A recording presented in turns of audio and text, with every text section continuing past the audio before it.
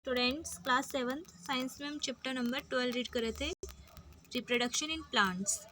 तो देखो इसमें कल हमने रीड किया था रिप्रोडक्टिव पार्ट्स, फ्लावर के रिप्रोडक्टिव पार्ट्स। देखो जैसे कि ये फ्लावर है कोई, ये इसका फ्लावर है, कोई फ्लावर है, इसके अंदर रिप्रोडक्टिव पार्ट्स होते हैं। जैसे कि ये है स्टिग्मा। फर्स्ट देखो स्टेमन, इसके अंदर देखो कौन कौन से पार्ट्स होते हैं। स्टेमन के अंदर ये वाला पार्ट होता है इसका फिलामेंट, और ऊपर वाला पार्ट होता है एंथर, जिसके अंदर क्या होते हैं, पराग कण होते हैं यानी पोलन ग्रेन्स होते हैं, ठीक है, जिनको मेल गेमिट्स हम कहते हैं, ठीक है। तो ये एंथर है, इसमें मेल गेमिट्स होते हैं, ये इसका फिलामेंट है।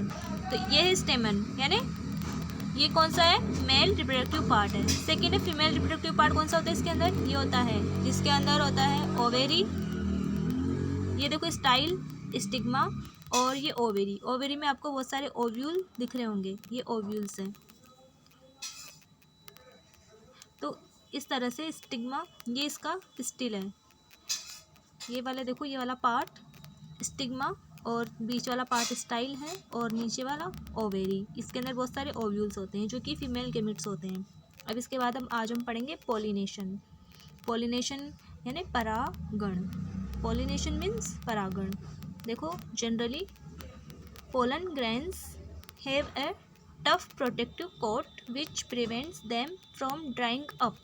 जो पोलन ग्रेन्स होते हैं, पोलन ग्रेन्स किस में होते हैं, एंथर में होते हैं।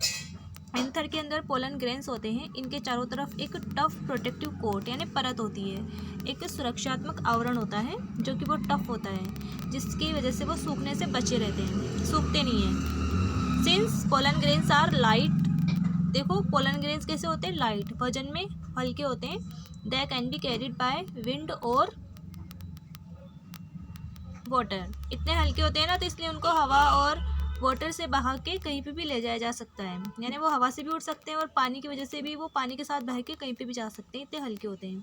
Insects visit flowers and carry away pollen on their bodies. Insect क्या करते हैं, जो फ्लावर पे बैठते हैं और उनकी बॉडी से ये पोलन ग्रेन्स चिपक जाते हैं, तो वो उनके साथ उड़ के जहाँ जहाँ वो इंसेक्ट जाते हैं वहाँ चले जाते हैं, वहाँ पहुँच जाते हैं। Some of the pollen lands on the stigma of a flower of same kind. इसी तरह इनकी बॉडी से चिपक के जब ये जो पोलन है स्टिग्मा, फ्लावर की स्टिग्मा के ऊपर जब वो पोलन्स गिर जाते हैं जाके, तो इस प्रोसेस को क्या कहते हैं, pollination. The transfer of pollen from the anther to the stigma of a flower is called pollination. तो पोलन का ट्रांसफ़र होना एंथर से स्टिग्मा पे किसी फ्लावर के अंदर, ये क्या कहलाता है, पोलिनेशन कहलाता है। If the pollen lands on the stigma of the same flower और another flower of the same plant it is called self pollination. देखो सेल्फ पोलिनेशन क्या होता है, स्वपरागण कहते हैं। अगर पोलन होते हैं वो स्टिग्मा के, यानी एक ही फ्लावर या another flower of the same plant, यानी सेम प्लांट है उसके दूसरे फ्लावर पे या खुद के ही फ्लावर के स्टिग्मा पे अगर ये पोलन है वो गिर रहे जाके, तो ये सेल्फ पोलिनेशन कहलाता है।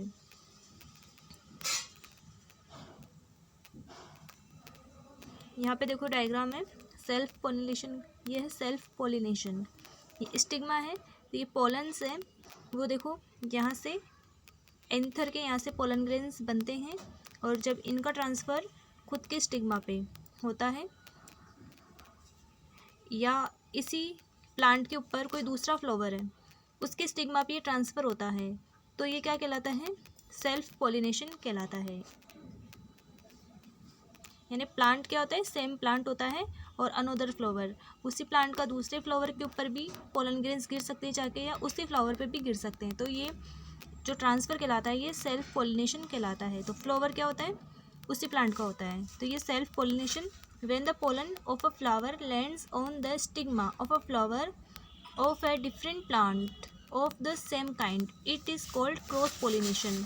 लेकिन जब पोलन होते हैं ना फ्लावर के, जब वो किसी दूसरे फ्लावर के स्टिग्मा पे जाके गिरते हैं, लेकिन वो फ्लावर कौन सा हो, डिफरेंट प्लांट का हो, इसी तरह गिरते हैं, यानी कोई इंसेक्ट वजह से या हवा से या वाटर से किसी भी तरह से वो पोलन है वो दूसरे प्लांट के फ्लावर के स्टिग्मा पे जाके गिर रहे हैं, तो वो क्रॉस पोलिनेशन कहलाएगा।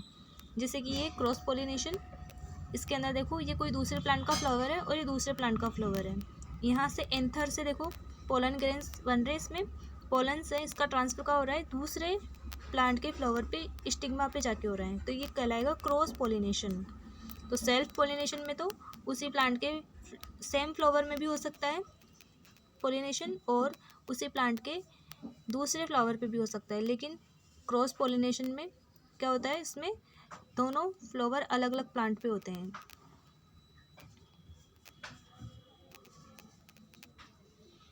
अब हम नेक्स्ट टॉपिक पढ़ेंगे fertilisation. The cell which results after fusion of the gametes is called a zygote. देखो रिजल्ट जो फ्यूजन होता है गैमेट्स का, जैसे कि मेल गैमेट्स थे यहाँ पे पोलन ग्रैन और फीमेल गैमेट था, फीमेल गैमेट इसके अंदर बन रहे थे ओव्यूल्स, एग जिसको हम ओव्यूल भी कहते हैं। तो इन दोनों के फ्यूजन से क्या बना, जाइगोट। तो देखो सेल विच रिजल्ट यानी जब फ्यूजन हो जाता है, मिल जाते हैं गैमेट्स, उससे क्या बनता है, जाइगोट बनता है। एक सिंगल सेल बनती है zygote. The process of fusion of male and female gametes to form zygote is called fertilisation. तो ये प्रोसेस क्या कहलाती है, जब मेल और फीमेल गैमेट मिलते हैं तो ये प्रोसेस फर्टिलाइजेशन कहलाती है। The zygote develops into an embryo, और जाइगोट आगे जाके एम्ब्रियो में डेवलप होता है, और इससे बाद में क्या बनता है, बीज बनता है, और बीज के बाद क्या बनता है, फ्रूट बनता है। Fruits and seed formation. अब इसके बाद देखो फर्टिलाइजेशन हो गया, एम्ब्रियो बन गया, अब हम पढ़ेंगे fruits and seed formation. Fruits यानी फलों और बीजों का निर्माण कैसे होता है। After fertilisation the ovary grows into a fruit and other parts of the flower fall off. देखो फर्टिलाइजेशन होने के बाद में ओवेरी क्या होती है, ये फ्रूट में, ओवेरी तो किस में डेवलप होती है, फ्रूट में, ओवेरी से बनेगा फ्रूट, और अदर पार्ट होते हैं फ्लावर के वो गिर जाते हैं, ओनली ओवेरी बचती है, वो फ्रूट में डेवलप हो जाती है। The fruit is ripened ovary, ripened ovary. देखो ओवेरी क्या है, जब ओवेरी पक जाती है, अच्छे से डेवलप हो जाती है, तो उससे फ्रूट बन जाता है। The seeds develop from the ovules, ovules होते हैं उनसे सीड बनते हैं। The seeds contains an embryo enclosed in a protective seed coat. वो जो सीड होते हैं जिसके अंदर एम्ब्रियो होता है, वो किससे बंद होता है, एक प्रोटेक्टिव सीड कोट यानी एक कवच होता है सीड के चारों तरफ, प्रोटेक्टिव रक्षात्मक आवरण होता है, उसी से ये बंद रहते हैं। तो चारों तरफ एक क्या होती है, रक्षात्मक आवरण या प्रोटेक्टिव सीड कोट होता है सीड के चारों तरफ। Some fruits are fleshy and juicy such as mango and orange. कुछ फ्रूट्स होते हैं फ्लैशी होते हैं यानी गूदेदार होते हैं, और जूसी यानी उसमें रसीले होते हैं, जैसे कि मैंगो और orange. Some fruits are hard like almonds and walnuts. Almonds बादाम और वॉलनट्स अखरोट। कुछ फ्रूट्स हार्ड होते हैं, ये भी फ्रूट्स से होते हैं, लेकिन ये कैसे होते हैं, हार्ड होते हैं, जबकि ये सॉफ्ट होते हैं। Mango orange flashy and juicy होते हैं। तो ये क्या है, फ्रूट्स एंड सीड फॉर्मेशन हमने पढ़ा। अब इसके बाद हम पढ़ेंगे सीड डिस्पर्सल। सीड डिस्पर्सल यानी बीजों का प्रकीर्णन। डिस्पर्सल क्या होता है, प्रकीर्णन यानी एक जगह से दूसरी जगह पे पहुंच जाना। कोई प्लांट है, वहाँ पे उसके पोलन ग्रेन से या सीड बन रहे हैं, किसी फ्रूट से सीड बिखर रहे हैं, तो उनका हवा से, वाटर से या किसी और एनिमल के थ्रू एक जगह से दूसरी जगह उनकी बॉडी से चिपक के, हवा से उड़ के या पानी से बह के कहीं और पहुँच जाना, वो सीड डिस्पर्सल कहलाता है।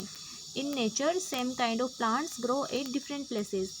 देखो प्रकृति में क्या होता है, अलग अलग तरह के जो प्लांट्स होते हैं वो सेम काइंड यानी एक ही तरह के प्लांट अलग अलग प्लेस पे, अलग अलग जगह पे उगते हैं, यानी एक ही तरह के जो प्लांट होते हैं वो अलग अलग जगह पे उगे हुए हमको दिखते हैं। This happens because seeds are dispersed to different places. क्योंकि इसका है ना, जो ये क्यों होता है, क्योंकि जो सीड्स होते हैं वो अलग अलग प्लेसेस पे, अलग अलग जगह पे डिस्पर्स हो जाते हैं, फैल जाते हैं, प्रकीर्णन हो जाता है उनका। Sometimes after a walk through a forest or a field or a park, you may have found seeds or fruits sticking on your clothes. कभी कभी आपने देखा होगा जब आप कहीं घूमने जाते हो, घूम के आते हो ना, उस टाइम पे कहीं, जैसे कि आप कहीं गए, जैसे कि खेत में गए, किसी जंगल में गए, किसी पार्क में गए, तो आपने देखा होगा कि आपके कपड़ों के कुछ फ्रूट या तो सीड यानी बीज या कुछ फ्रूट्स चिपक जाते हैं। आपने देखा होगा कि आपके कपड़ों पे कुछ फलों के बीज चिपके हुए रहते हैं। Did you try to observe how these seeds were clinging to your clothes? तो क्या आपने कभी कोशिश की है, जानने की कोशिश की है आपने कि ये बीज या सीड है आपके कपड़ों पे कैसे चिपक जाते हैं। What do you think will happen if all seeds of a plant were to fall at the same place and grow there.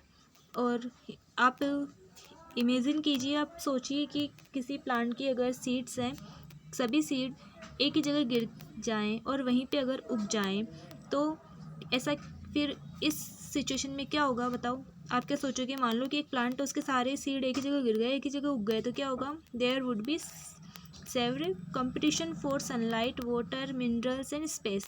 तो वहाँ पे क्या होगा, बहुत कंपटीशन हो जाएगा सनलाइट का, क्योंकि प्लांट तो उसको सनलाइट भी चाहिए, वाटर भी चाहिए, मिनरल्स और स्पेस सब कुछ चाहिए प्लांट को ग्रो करने के लिए। तो सारे सीड अगर एक ही जगह गिर गए तो कंपटीशन नहीं हो जाएगा उनके अंदर। As a result the seeds would not grow into healthy plants. और रिजल्ट क्या निकलेगा, सीड्स एक हेल्दी प्लांट में ग्रो नहीं कर पाएंगे। Plants benefit by seed dispersal. तो प्लांट्स को फ़ायदा होता है जब सीड डिस्पर्सल होता है, क्योंकि वो दूसरी जगह जाएंगे तो उन्हें वहाँ पे प्रॉपर सनलाइट मिलेगी, प्रॉपर वाटर, प्रॉपर मिनरल्स और स्पेस भी मिल जाएगा।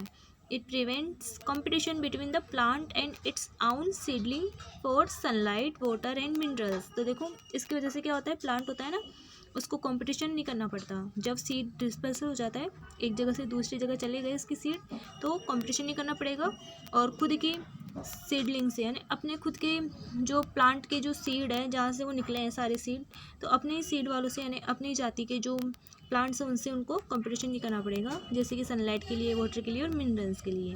It also enables the plants to invade new habitats for wider distribution.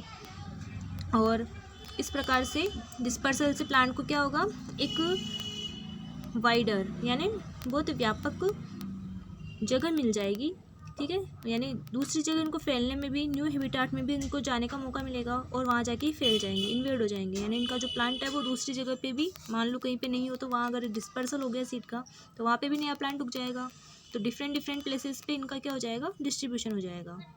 तो स्टूडेंट्स आज की क्लास के लिए इतना ही, और बचा हुआ चैप्टर हम कल रीड करेंगे। Thank you.